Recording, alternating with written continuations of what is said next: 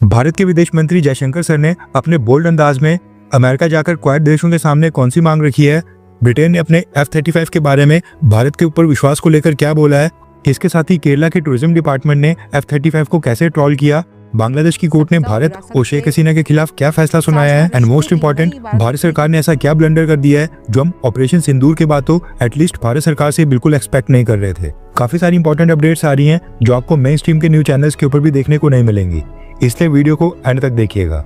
सबसे पहले बात करते हैं ब्रिटेन के F-35 स्टेल्थ फाइटर जेट के बारे में, क्योंकि अब इसको भारत में 18 दिन पूरे हो गए हैं और ये अभी तक वहीं का वहीं खड़ा है। दरअसल ब्रिटिश नेवी का ये F-35 केरला के तिरुवनंतपुरम एयरपोर्ट के ऊपर पार्क्ड है।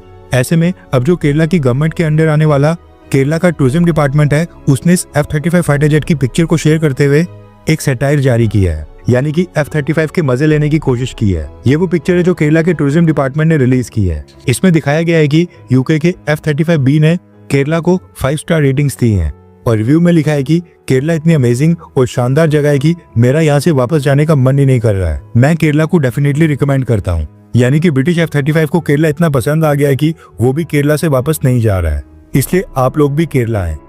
वैसे तो जो ये सटायर है वो द फॉक्सी ने शेयर किया था, लेकिन केरला टूरिज्म डिपार्टमेंट ने इसको अपने ऑफिशियल अकाउंट से पोस्ट किया है, जिसके ऊपर अराउंड 2 मिलियन फॉलोअर्स है। कुछ लोगों को केरला के टूरिज्म डिपार्टमेंट का ये मजाक पसंद आ रहा है, लेकिन कुछ ऐसे भी लोग हैं जो कह रहे हैं कि केरला की गवर्नमेंट को ऐसा मजाक बिल्कुल नहीं करना चाहिए। ये भारत और ब्रिटेन के रिलेशंस का मामला है, इसलिए केरला इसके ऊपर कुछ भी ना बोले।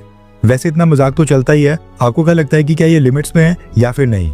नीचे कमेंट करके अपनी राय बताएं। इसके साथ ही यूके के इस फाइटर जेट को लेकर ये भी न्यूज निकल कर आ रही है कि यूके अपने इस F-35 को केरला एयरपोर्ट के ऊपर ही कंप्लीटली रिपेयर करेगा और यहाँ से फ्लाई अवे कंडीशन में इसको ले जाएगा। पहले बोला जा रहा था कि यूके इसको एयरलिफ्ट भी कर सकता है, लेकिन अब ब्रिटिश गवर्नमेंट ने डिसाइड किया है कि वो अपने F-35 को भारत में ही कंप्लीटली रिपेयर करेंगे एंड इसके लिए भारत से जो मदद चाहिए होगी वो भारत से मदद भी मांगेंगे। ब्रिटिश गवर्नमेंट ने कहा है कि सिचुएशन अभी डेवलपिंग है, इसलिए हम F-35 के रिपेयर और इसकी मेंटेनेंस के बारे में भारत सरकार के साथ डिस्कशंस को लेकर क्या क्या बातचीत चल रही है वो पब्लिक में शेयर नहीं करेंगे और वो प्राइवेट ही रहेंगी। इसके साथ ही ब्रिटेन का कहना है कि उनका F-35 स्टेल्थ फाइटर जेट इतने लंबे समय से भारत में प्रेजेंट है, ये दिखाता है कि ब्रिटेन और भारत के बीच मिलिट्री लेवल के ऊपर कितना हाई ट्रस्ट है। यानी कि ब्रिटेन को भारत के ऊपर पूरा विश्वास है, इसलिए ब्रिटेन ने अभी तक अपने F-35 फाइटर जेट को केरला एयरपोर्ट के ऊपर पार्क ही रहने दिया है। वरना अगर ब्रिटेन को भारत के ऊपर विश्वास नहीं होता तो फिर ब्रिटेन इसको कब का मिलिट्री ट्रांसपोर्ट एयरक्राफ्ट के ऊपर एयरलिफ्ट करके वापस अपने देश ले गया होता। ये कहना है ब्रिटेन का। नेक्स्ट अपडेट आ रही है इंडियन आर्मी को लेकर। रेफरेंस के लिए आपकी स्क्रीन के ऊपर आर्टिकल का स्क्रीनशॉट है। दरअसल मिनिस्ट्री ऑफ डिफेंस और भारत की आर्म्ड फोर्सेज ने यह फैसला किया है कि सेना के पास जितना भी मिलिट्री इक्विपमेंट है, अब एक एक्सटर्नल एजेंसी से इन सभी मिलिट्री डिफेंस इक्विपमेंट और वेपन्स का ऑडिट करवाया जाएगा और ये चेक किया जाएगा कि उनमें हिडन चाइनीज कंपोनेंट्स तो प्रेजेंट नहीं है। लास्ट ईयर इंडियन आर्मी ने कुछ ड्रोन्स ऑर्डर किए थे। टेंडर जारी करते वक्त कंपनी से खास तौर पर कहा गया था कि उन ड्रोन्स के अंदर चाइनीज कंपोनेंट बिल्कुल नहीं होने चाहिए, लेकिन इसके बावजूद भारत की कंपनीज ने मेड इन इंडिया के नाम के ऊपर इंडियन आर्मी को ड्रोन्स जो डिलीवर किए थे, बाद में पता चला कि उनके अंदर चाइनीज कंपोनेंट भी थे और जो भारत की कंपनीज इंडिजिनियस कंपोनेंट्स का क्लेम कर रही हैं वो झूठा था। दरअसल ये शो करने के लिए कि उनका डिफेंस इक्विपमेंट या उनका वेपन ज्यादा स्वदेशी है, इसके चक्कर में डिफेंस कंपनीज इन्फ्लेटेड नंबर बताती हैं और ये क्लेम करती हैं कि उनके डिफेंस इक्विपमेंट में ज्यादा परसेंटेज के इंडिजिनियस कंपोनेंट्स हैं, जबकि सच्चाई ये है कि भारत की कई सारी डिफेंस कंपनीज थर्ड कंट्रीज के थ्रू रीरूट करके चाइनीज कंपोनेंट्स को भारत में ला रही हैं और उसको असेंबली लाइन में अपने वेपन्स में फिट कर रही हैं। मसला ये है कि भारतीय सेना अब कई सारे वेपन्स भारतीय कंपनी से परचेज कर रही है। अभी जो कंपनीज वेपन्स और मिलिट्री गियर भारतीय सेना को सप्लाई कर रही हैं, उनमें हिडन चाइनीज कंपोनेंट प्रेजेंट ना हो, ये सुनिश्चित करने के लिए एक एक्सटर्नल ऑडिट एजेंसी को हायर किया जाएगा जिसकी इस फील्ड में एक्सपर्टीज होगी।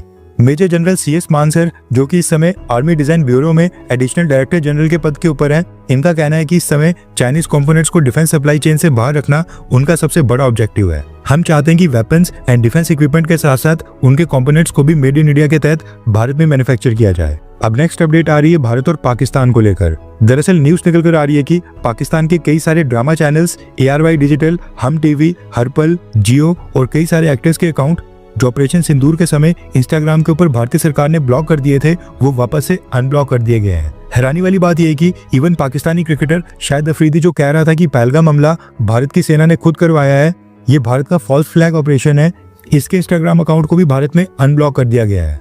इसका मतलब है कि कल को मोदी सरकार YouTube के ऊपर भी पाकिस्तान के सभी चैनल्स को अनब्लॉक कर देगी। सोचने वाली बात यह है कि एक तरफ भारत के लोग दलजीत दोसांझ की सरदार जी 3 मूवी को इसलिए बॉयकॉट कर रहे हैं और बैन करने की मांग कर रहे हैं क्योंकि उसमें पाकिस्तान की एक्ट्रेस हानिया आमिर है, लेकिन वहीं पर हमारी खुद की प्यारी मोदी सरकार पाकिस्तान के ड्रामा चैनल्स और पाकिस्तान के एक्टर्स और स्पोर्ट्समैन को भारत में अनब्लॉक कर रही है।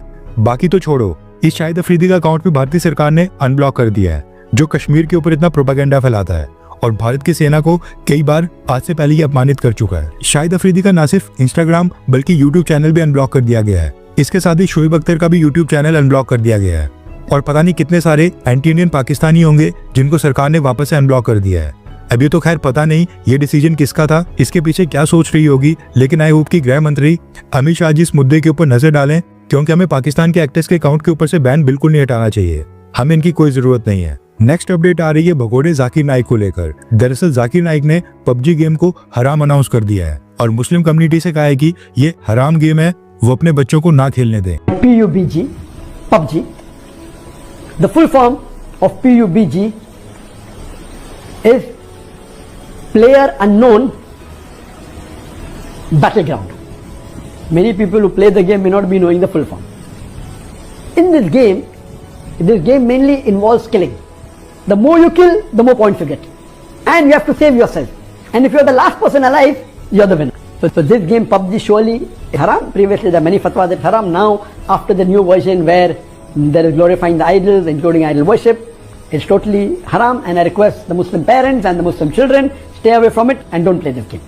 जाकिर नाइक की वीडियो काफी वायरल हो रही है। नेक्स्ट अपडेट आ रही है भारत और अमेरिका को लेकर। पिछले कुछ समय से अमेरिका और पाकिस्तान काफी क्लोज आते जा रहे हैं। इसी चीज को लेकर अब हमारे विदेश मंत्री जयशंकर सर ने अमेरिका में क्वाड देशों के सामने इस मुद्दे को जोरों शोरों से उठाते हुए एक बोल्ड स्टेटमेंट दी है। रेफरेंस के लिए आपकी स्क्रीन के ऊपर आर्टिकल का स्क्रीनशॉट है। भारत के विदेश मंत्री जयशंकर सर ने अमेरिका में क्वाड देशों के सामने ये डिमांड रखी है कि टेररिज्म के परपेट्रेटर्स और विक्टिम्स यानी कि आतंकवाद के कसूरवार और आतंकवाद से पीड़ित देशों को कभी भी बराबर करके बिल्कुल नहीं आंकना चाहिए। यानी कि आतंकवाद के कसूरवार पाकिस्तान और पाकिस्तान द्वारा फैलाए जा रहे आतंकवाद के पीड़ित भारत को एक बराबर बिल्कुल नहीं रखा जा सकता। जयशंकर सर ने आगे कहा कि अब समय आ गया है कि सभी देश आतंकवाद के खिलाफ जीरो टॉलरेंस की नीति अपना लें। भारत को आतंकवाद के खिलाफ अपने देश के लोगों की सुरक्षा करने का पूरा अधिकार है। हम उस अधिकार का इस्तेमाल आगे भी करेंगे, यानी कि पाकिस्तान के ऊपर स्ट्राइक्स दोबारा से हो सकती हैं। जयशंकर सर ने कहा कि हम ये उम्मीद करते हैं कि हमारे क्वाड पार्टनर्स हमारे इस रुख को समझेंगे और भारत को सपोर्ट करेंगे। नेक्स्ट अपडेट आ रही है भारत और बांग्लादेश को लेकर। दरअसल बांग्लादेश की इंटरिम गवर्नमेंट और बांग्लादेश की कोर्ट्स भारत से लगातार आग्रह कर रही थी कि शेख हसीना को वापस से बांग्लादेश को सौंप दिया जाए। बांग्लादेश की कोर्ट्स में शेख हसीना के खिलाफ कई सारे केसेस की सुनवाई चल रही है एंड उनमें शेख हसीना को पेशी देने के लिए कहा गया था, लेकिन शेख हसीना तब से भारत में ही है और बांग्लादेश की कोर्ट का आदेश बिल्कुल नहीं मान रही हैं। इसलिए बांग्लादेश की इंटरनेशनल क्राइम्स ट्रिब्यूनल ने कंटेम्प्ट ऑफ कोर्ट का हवाला देते हुए शेख हसीना को 6 महीने की जेल की सजा सुना दी है।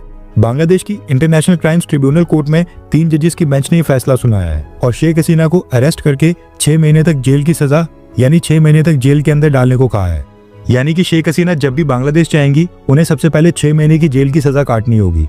ये वर्डिक्ट आज ही यानी कि वेडनेसडे को भी कुछ ही घंटे पहले आया है, इसलिए भारत के विदेश मंत्रालय ने अभी तक इसके ऊपर कोई कमेंट नहीं किया है। अब भारत क्या कमेंट करता है और भारतीय सरकार क्या कहती है, हम उसको भी कवर करने वाले हैं।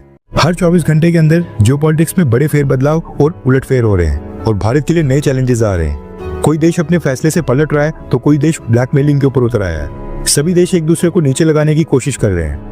इन सब के बीच हमारा भारत किसी भी देश से पीछे न रह जाए, इसके लिए मोदी सरकार लगातार कोशिशें कर रही है। आपका एक लाइक हमारे चैनल को ग्रो करने में काफी मदद करेगा और एक सब्सक्राइब ये सुनिश्चित करेगा कि आप किसी भी इंपॉर्टेंट अपडेट को मिस ना करें। अगर आपने हमारे चैनल को पहले से सब्सक्राइब किया है तो दिल से धन्यवाद। जय हिंद, वंदे मातरम।